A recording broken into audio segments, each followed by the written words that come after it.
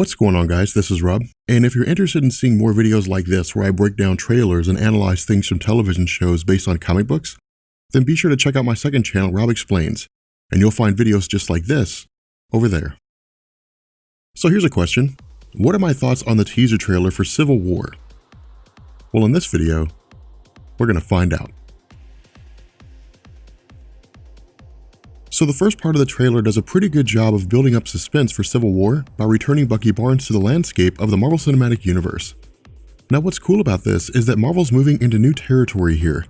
The reason why is because in the comics, while Bucky did make his return prior to Civil War with Captain America Volume 5 Issue Number 1 under Ed Brubaker in April of 2006, Civil War didn't start until July of 2006, during which time Bucky was essentially underground during the conflict.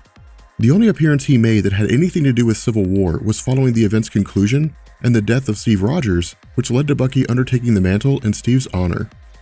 Something I'd also like to draw your attention to is the explosion in what appears to be Germany. Because this incident seems out of context, I would argue that this is likely fallout from the previous actions of Bucky prior to the events of Winter Soldier. If you recall, during the film, Black Widow had made reference to her only experience with Bucky and that she had been tasked with locating and retrieving an unnamed nuclear scientist from an unnamed location. During her assignment, she encountered Bucky, who had been assigned to kill the scientist, something he was successful in doing by way of shooting through Romanoff. Where this is largely speculation, I think an argument could be made here that this may be fallout from that event.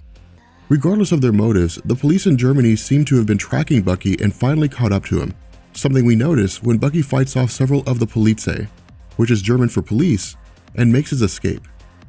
The movie also seems to be taking its premise from Civil War itself in the comics. What I mean here is that prior to this trailer, rumors abound as to what the basis behind the film would be and whether it would use the idea of superhuman registration as the rift between Tony Stark's Avengers and Captain America's Secret Avengers. Where the comics saw the introduction of superhuman registration as a byproduct of a mutant named Nitro blowing up a portion of Stamford, Connecticut and killing 600 people in the process, the incident in Sokovia during Avengers 2 and the vast amount of destruction seems to be the reason behind the introduction of registration in the Marvel Cinematic Universe. Regardless of the differences, the underlying similarity is that in the comics, society had grown tired of superheroes acting with impunity and has decided to impose accountability for their actions. Now, whether this means that superheroes will have to register their identities, their addresses, and powers in the same fashion as in the comics is unknown, but I would argue that this will likely be the case. Now for the middle portion of this trailer between the 44-second mark and the 1 minute and 20-second mark, the narrative of General Thunderbolt Ross combined with the footage seems to offer an alternative to what I had outlined a second ago. With everything seen up to this point and taking into account the events of the rest of the trailer, I'm going to go out on a limb here, but I'd like to believe that this is simply set up for the next phase in the MCU. And what I mean here is that historically, Marvel has usually provided a well-rounded depiction of a film through their teasers and their trailers, and usually haven't left much in terms of hidden features.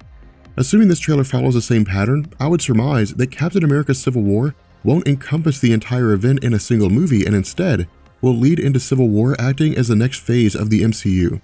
On the other hand, during an interview promoting the Blu-ray release for Avengers 2, Kevin Feige had stated that Civil War will bring an end to the Captain America trilogy. Whether this means that Steve Rogers will die with Bucky undertaking his mantle is unknown, but if this is true, we may be looking at the Civil War story playing out in a single film. At this point, it's really just too early to know for sure. Something else I also want to focus on is the debate between Stark and Rogers. Like the comic, the dichotomy between the two seems to be that Stark sides with registration while Rogers stands against it.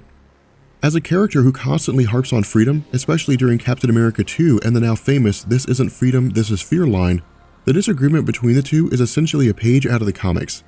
I would, however, be curious to see whether or not Stark proves himself to be both a political and social proponent of superhuman registration, or if he's simply just siding with it and has no political input. Something I was also really excited about was that we finally receive our first view of Black Panther in the Marvel Cinematic Universe.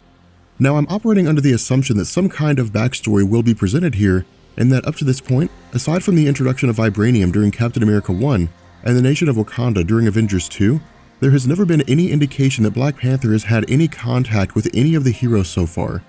This leads me to believe that as an agency that monitors the globe for potential threats, if S.H.I.E.L.D. has been assigned the task of ensuring registration is enforced, it would make sense that they would come for T'Challa, especially if Wakanda in the MCU is as technologically advanced as it is in the comics.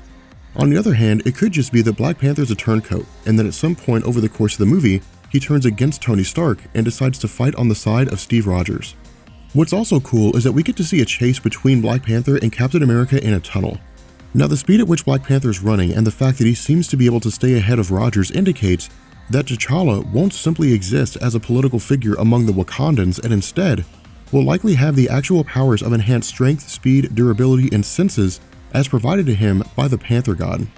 Something else you probably noticed is that James Rhodes appears to have died. In truth, this seems to be the Marvel Cinematic version of Goliath dying in the comics. For those unaware, Goliath was actually a man named Bill Foster and was a longtime hero who had acquired Hank Pym's particles and undertook the name Goliath as he was only able to grow in size.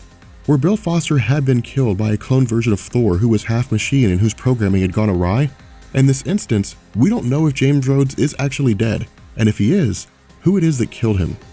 And finally, my favorite part of the trailer comes in the form of Bucky and Rogers fighting against Tony Stark. To be honest, there's really nothing to be said here except that this scene is just flat out amazing, and that's all there is to it.